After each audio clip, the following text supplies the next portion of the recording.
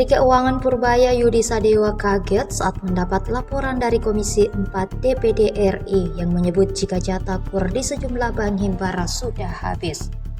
Purbaya di awal pelantikannya menyuntikkan dana sebesar 200 triliun rupiah ke bank himbara untuk menghidupkan kembali perekonomian Indonesia, salah satunya untuk KUR. Namun informasi yang baru didapatkannya, sejumlah bank himbara melaporkan dana KUR telah habis. Purbaya pun terlihat kaget. Dia mengatakan informasi itu tidak benar, sampai bertanya balik bank apa yang memberikan informasi tersebut. Berdasarkan data yang ia miliki, masih ada sekitar dana sebesar 60 triliun rupiah yang belum disalurkan.